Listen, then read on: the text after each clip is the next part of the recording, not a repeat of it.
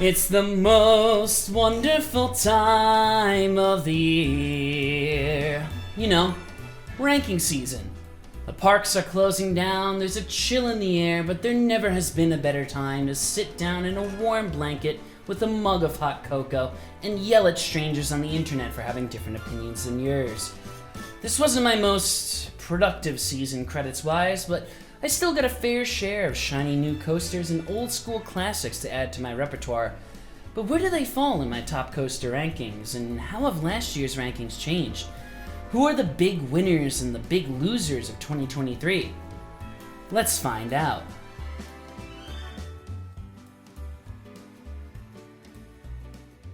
But first, unfortunate news. It seems that vigilante gift giver Santa Claus has teamed up with corporate mastermind Celine Bassoul in what is being termed as the December Pact. My trustworthy sources have informed me this coalition is planning to attempt a hostile takeover of Holiday World. Please like this video and subscribe to the channel to be entered into this totally legitimate Hollywood Nights raffle, so you can join your fellow enthusiasts on the battlefield and personally punch Santa in the face. Thank you. Alright, here's how it's going to work. First off, these are my coaster rankings and not a list of my favorite coasters. I know that seems a bit bizarre, but it's a subtle yet important distinction. Now think about it this way, my Ford Focus is way better at being an car than my previous daily driver, which was a 35-year-old BMW. It's faster, safer, more comfortable, and way cheaper to maintain, but if you hand me the keys to both of them, I'm picking the E30 every time. Much like how if you put me in Cedar Point, I am running straight to Magnum. But he knew Magnum would win the popularity contest, it's in my goddamn channel name.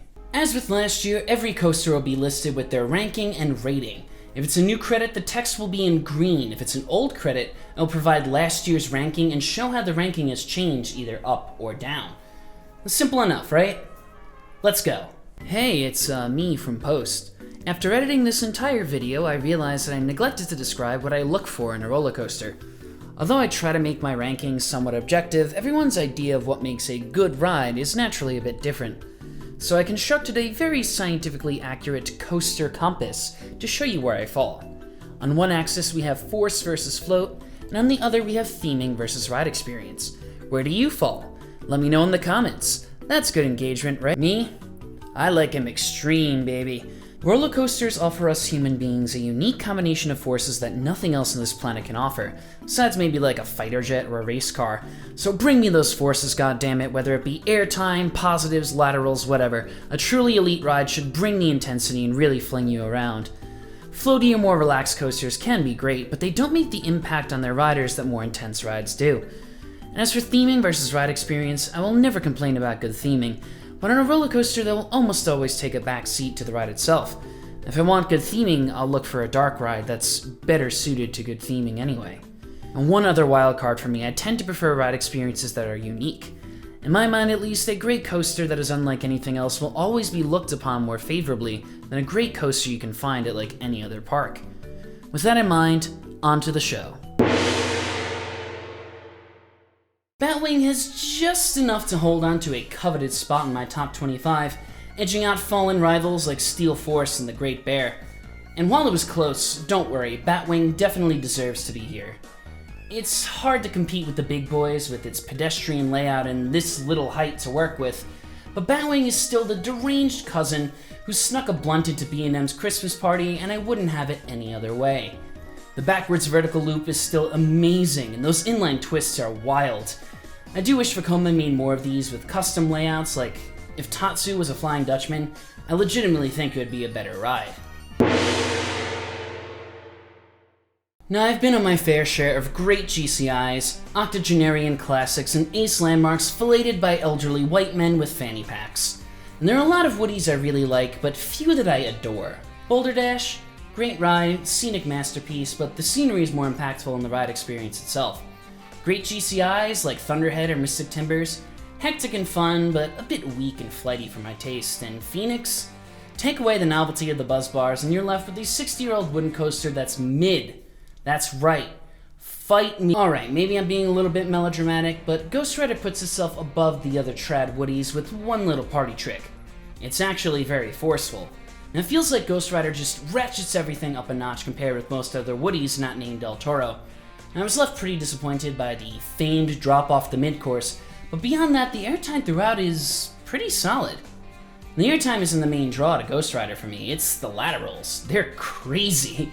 It feels like CCI just ignored the existence of banked turns while building Ghost Rider, and the ride is far better for it. And it blends so well with the airtime, like a well-made Manhattan, the final product is far more than the sum of its parts. The dash of bitters on the top is the layout, mainly the superstructure.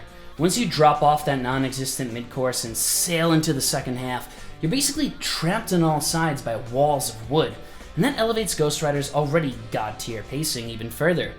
And Ghost Rider is one of the few great rides that manages to feel faster and faster as the ride goes on, and that powerful final helix is the proverbial cherry on top. It's still no El Toro, but Ghost Rider has nailed down the formula of the traditional wooden coaster. I am missing a few major woodies to be able to comfortably crown Ghost Rider as the best trad woodie in the country, but from my experiences with the ride this year, Ghost Rider has comfortably put itself into contention. I didn't get to Islands this year, but I did dress up as Hagrid for a party, so that counts for something. When time has not changed my opinions, I am still a Hagrid stan. And this may be the best family coaster ever made, not that I think family coaster is a really accurate description. This ride is pretty damn forceful. From the surprisingly punchy launches through the mini I-305 whips and the sick backward sequence, Hagrid blends a complete and interesting ride experience with stunning theming and a great level of immersion. If it weren't such an adrenaline junkie, this would probably place even higher. Hilariously, I did not ride Candemonium once this year. Yes, it is 7:15 p.m., and yes, we still have not ridden Candemonium. What of it?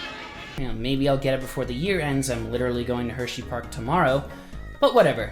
It was never the best ride in the park, but it is a very solid quality B&M hyper, making up for its brevity and weak-ass finale with some strong airtime in that outward leg.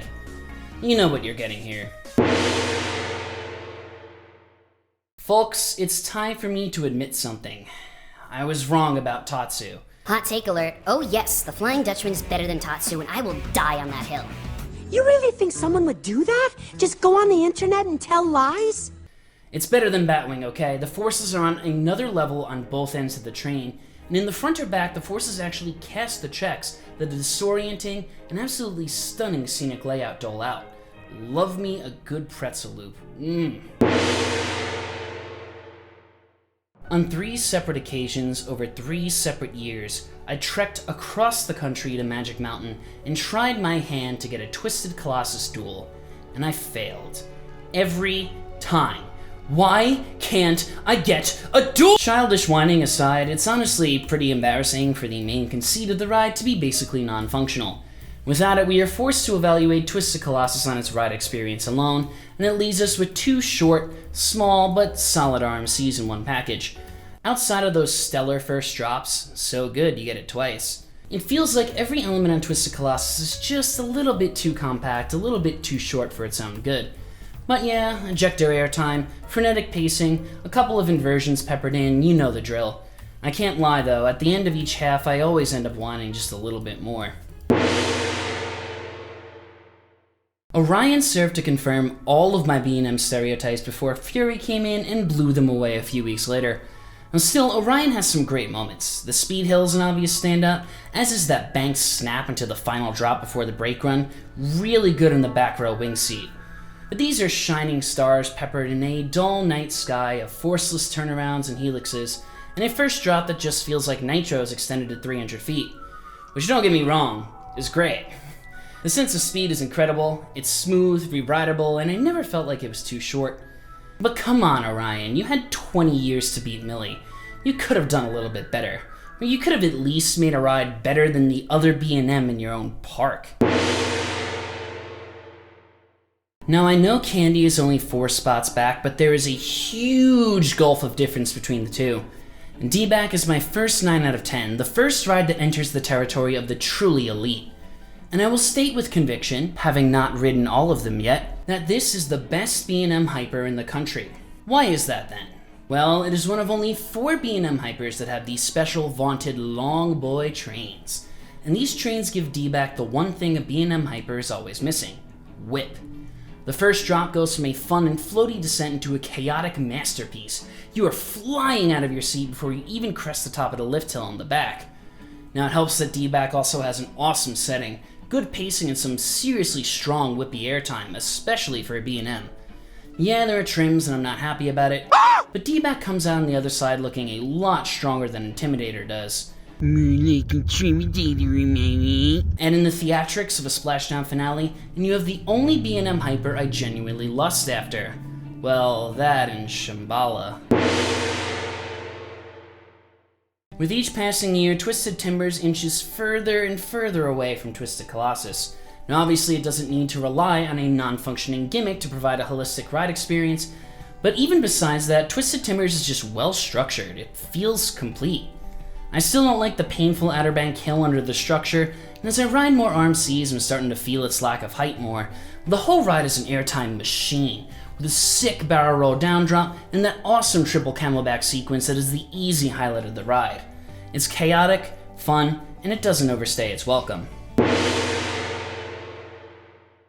If you watch my invert tier list, you know how much I hyped up Manu to myself in my childhood due to a VHS tape I ran raw on my dad's old CRT. Despite umpteen childhood trips to Florida, it took me until this year to get to Busch Gardens, Tampa, where I finally got to park my ass in the back row wing seat like I'd always dreamed. And boy, was it worth the wait. Every element on Manu outside of the first drop hits a bit harder than all the other big boy inverts. I'm still in awe about how much that unexpected drop off the mid-course wrests your soul from your body. The theming of the trenches is obviously awesome, and Manu's Batwing is just the game over. It's insane and everything I hoped that Afterburns would be. Relentless, insanely whippy, and pummeling. Now it does have a pretty weak first drop and a bizarrely long dead spot after that awesome compact loop in the trench, but I'll take Manu's quirks over Banshee's more perfect layout any day. If you want to hear more of my thoughts about Manu, I did an element-by-element breakdown of the ride in my invert tier list, so check that out. After we're done here. The original Wildcat was one of my first big boy coasters, meeting me on my yearly childhood jaunts to Chocolate Town, and though I liked it a bit in its earliest years, it quickly became an object of scorn. God, I hated the thing. Every year I would come to Hershey and think, it can't be as bad as I remembered, right? Until I rode it and my beef was validated. A rough coaster's one thing, a boring coaster is another, but Wildcat had that unique combo of rough and boring that congeals itself into the smelly meat of a shit sandwich. 150-foot tall RMC? Big improvement. How good of an RMC is it though? It's middle of the pack. Now the pacing is certainly great, outside of the slightly too high under track double flip up thingy. The whole first half is really forceful, with the first drop and that sick sustained airtime hill being the highlights of the ride. The inversions feel more whippy than the usual RMC fare, which really makes a difference on the stall, and then you get to the second half and 2 problems arise. When the ride runs slow, the whole reverse Cobra Roll thing just feels flaccid. When things speed up, the final stretch turns into hell. It seems that our old pal Joe Draves has not learned any lessons and profiled the finale like an RMC pre-lift. It's like what I said about Steel Phantom. If you can't brace your body for the forces, even the most seasoned rider is doomed to bounce around like a pinball. Like, what is that sequence into the brake run? Come on. And not to harp on that too much, but that is my biggest pet peeve with RMCs, so... While West Coast Racer's thigh-crushing abilities nearly rival its far more infamous sibling across the park, it is still smooth and tolerable enough to push 16 rides in the span of an hour. The trains are a slight improvement over the usual. I love the little loop on the restraint that you can grab onto. I've christened it the Yeehaw Bar. And at the end of the day, it's a friggin' RMC. Crazy ejector airtime, awesome pacing, smooth as glass, a minute of pure chaos in an already stacked park. Wildcat is dead. Long live Wildcat. It pains me to say, but this year I finally got Maverick. Maybe it was the nighttime fog, maybe it was the cold temperatures slowing most of the other coasters down, maybe it was the Long Island that I chugged on the queue line. Whatever the reason, it slapped this year. Considering that 6 of my top 25 are made up of new credits, Maverick actually shot up my rankings in the relative. The airtime, as always, was utterly insane, enhanced by the darkness surrounding the train as we plunge into oblivions of fog over the first drop. The nighttime Maverick experience is chaotic and disorienting in the best possible way, and I hit the brake run breathless. Unfortunately, I still find the Stengle dives a bit mid, and the trims right after the launch piss me off to no end. Oh boy, it's my favorite set of trim brakes! Now I get why people treat Maverick like the number one in the park. It's not, but I get it. Again, I will implore you, if you haven't already, to watch my 33-minute long video about Phantom's Revenge. It's good, I promise. Please, a few YouTube commenters say so. Do it! Like I mentioned with Maverick, Cedar Point was cold during my yearly pilgrimage, so Millie was not at its best this year. And still, I've been on the original Giga enough times to know she can do much better. After all, this was my favorite roller coaster for a good while. As it was for most of you, don't lie to me. I-305 blows it out of the water in the G-Force department, but few other coasters can rival Millie's grace and sense of speed. Let's not forget that first drop, with which its combination of cable lift momentum, profiling, picturesque views, and the goated Intamin T-bar ensure its place as one of the best first drops around even 2 decades later. Give Millie another chance, but like, at night. Trust me.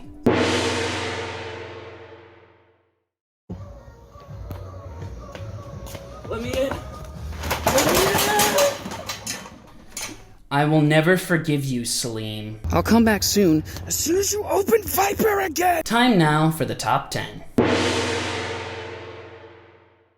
Wait.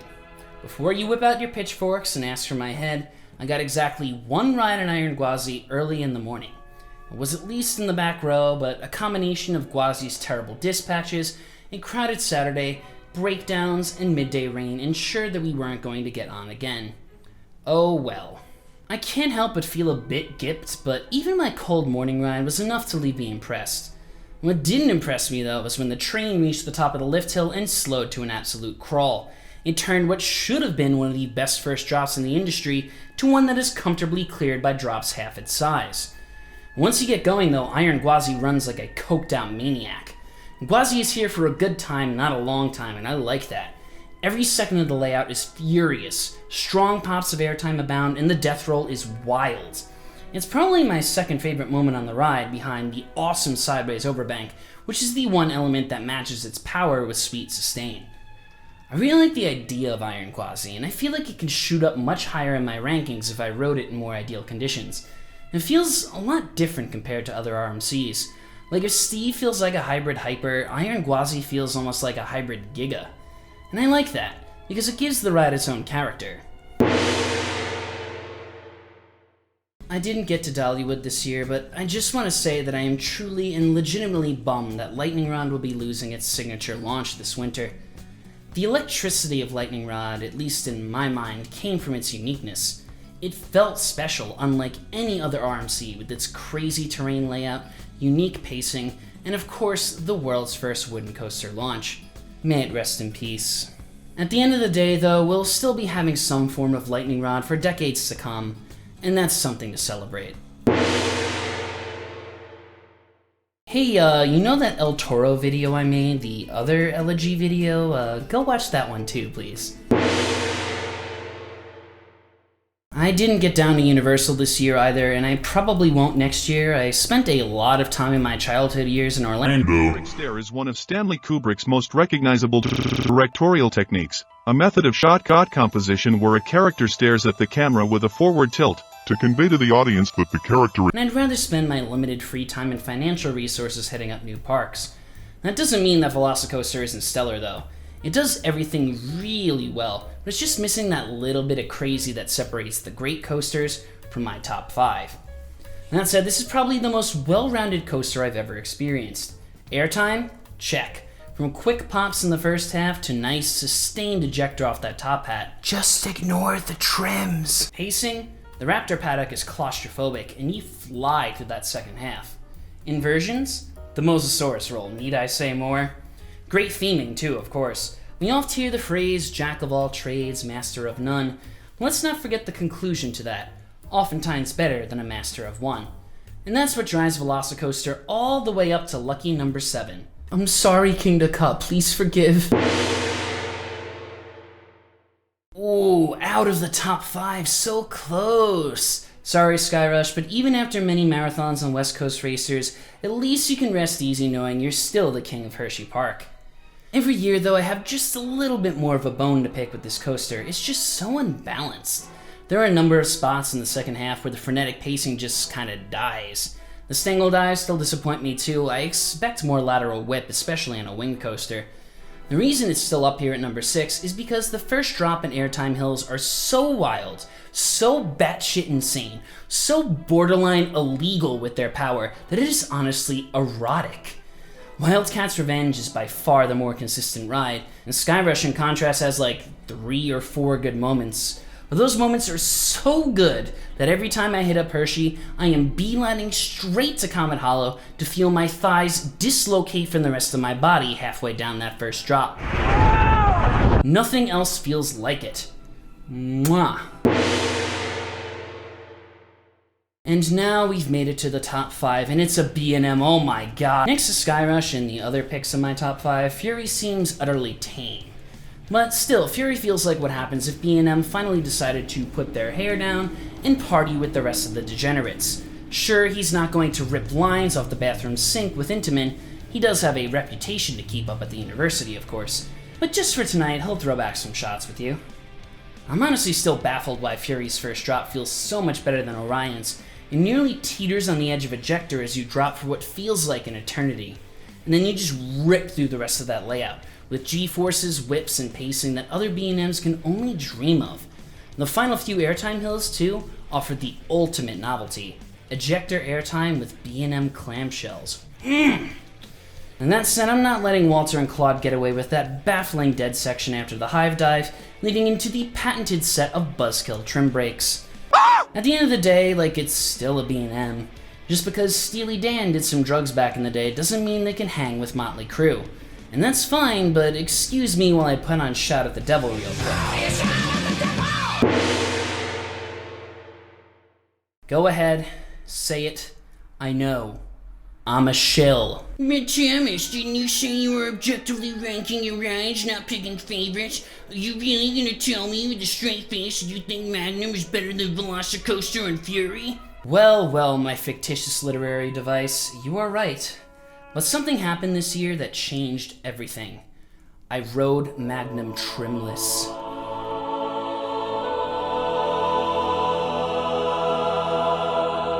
And holy shit! Trimless Magnum, my god! The turnaround went from a fun, bumpy little dead spot to a bull riding simulator, and I mean that as a compliment. The train jostled around, hurtling through at untold speeds. It felt like a living, breathing thing. And when you get ejector on the return run tunnel hill, strike that. Even the right turn hill that precedes the start of the true insanity of the finale, you know you're about to get punted into space. Like, I don't even know how to adequately describe the finale. Words fail to convey the sensation, but I can say that it was an airtime nirvana, briefly punctuated by hilarious, powerful gut punches of positive G's in the valleys. With airtime this strong, the straight track ramps between the hills are a welcome respite, a brief chance to prepare yourself for your next meeting with the airtime gods. I hit the final brakes breathless, and then I went on again, and again, and again. This ride is a piece of history, a deserved landmark in the roller coaster industry and my perennial fave. But in the pitch black of an autumn night, sitting in the back row staring at the stars over Lake Erie, Magnum the experience elevated itself just that bit higher. And don't expect my favoritism to disappear, but now I can state with legitimate conviction that Magnum XL 200 is one of the greatest roller coasters on the planet. Just like Hot Summer Ride trimless. Come on, Magnum crew. I know half of you. Please, I will suck. Oh, how the mighty have fallen. I mean, 2 places isn't much in the grand scheme of things, but I'm sure Steel Vengeance would prefer to be standing on top instead of barely hanging on the edge of the podium. And I did happen to get the worst rise in Steve I ever got this year, but that's not why it fell off. I've alluded to this in previous videos, but as RMCs continue to propagate around the country, the sameness of the ride experience kind of begins to blend them together in my mind, and as a result, they don't stick out as much. And don't get me wrong, Steve is still elite, obviously, it's number 3. But if I wanted to get like 95% of the Steve experience, I can hop in my car and drive 90 minutes to Wildcat's Revenge, or 3 hours to ride Twisted Timbers, or 4 hours to ride Twisted Cyclone. The same cannot be said about other rides in my top 5. Now let's put aside the negativity though and talk about why Steve deserves the bronze. It's still frenetic as ever with a ludicrous amount of airtime, an endless ride experience, and great pacing. And that first drop double camelback triple threat remains one of my favorite coaster sequences, and I still think that everything leading up to that third lap is basically perfect. I also still think the final lap is gratuitous and not very fun, but every time I'm at Cedar Point I still sit back and think about how crazy it is that a ride like this exists. And Cedar Point and RMC swung for the fences here, and luckily for all of us, they hit a home run. Perhaps my greatest indignity of the year was that I did not get the chance to drive down to King's Dominion and ride my favorite Giga again. Also Anaconda, but let's not worry about that. Still, I-305 isn't dropping from the podium anytime soon. It's Intamin's biggest mistake, and I am here for it. Now you have to ride I-305 late in the day when your muscles ache from miles of walking and every ounce of fluid in your body has evaporated through your sweat pores. And it's still great in the morning, don't get me wrong, but things hit different in the throes of heat exhaustion where you will see Jesus. The ride is just crushing, utterly relentless with the best positives in the world and absolutely savage transitions that Intamin copied many times since, but has never yet replicated. Of course, I haven't even mentioned the awesome first drop and the airtime, which is absolutely stellar and tragically slept on. I understand that it's not everyone's cup of tea, because it kind of is out to kill you, and honestly, Cedar Fair should never have made it, but we'll talk about that a little bit more in a bit.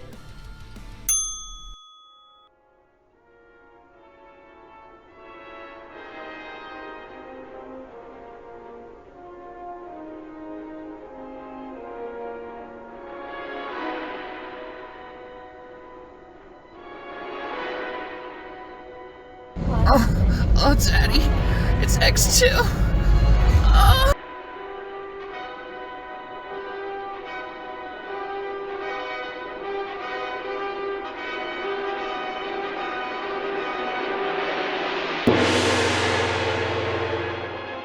From the bottom rung of the podium, Arrow's swan song has ascended to the pinnacle of my coaster count.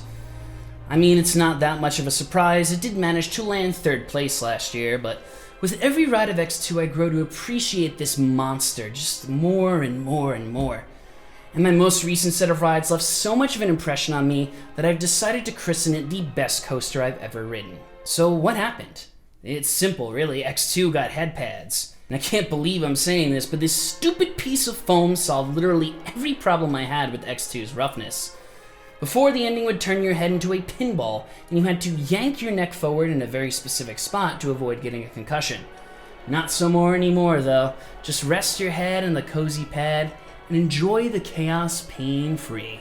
Hey, me from the future again. I thought the difference was really obvious visually, but it's not, so you're just gonna have to trust me here, alright? Finally, we can all bask in X2's glory unimpeded.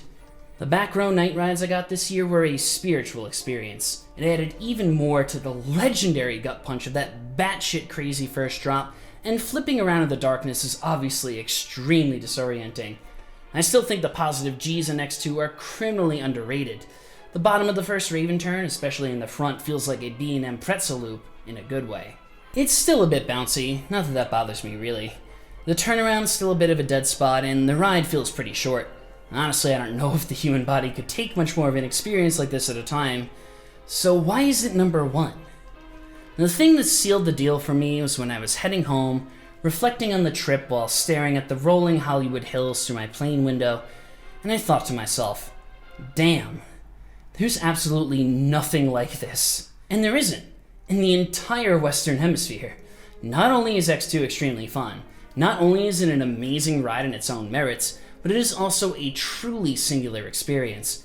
Nothing can touch it because nothing else is really playing its game.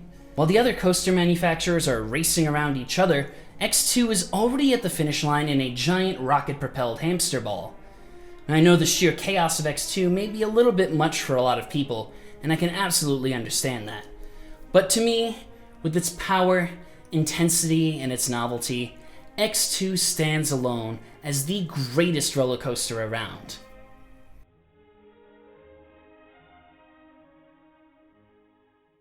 Thank you so much for watching, and thank you for your patience. Again, I've fallen into the trap of making the script like twice as long as I wanted it to, but hey, it's out now. It doesn't matter. Whatever, we got it. If you haven't already, I would recommend taking a look at last year's list to see how the current year's coasters rank in comparison to last year. If you're new to the channel, why not check out some of my other videos, from my long, eloquent elegies to my stupid shitpost coaster roasts. Please like the video, please subscribe to the channel, and as always, thank you for watching. Merry Christmas, Happy Holidays, and enjoy your winter break. I'll see you all real soon. Yeah.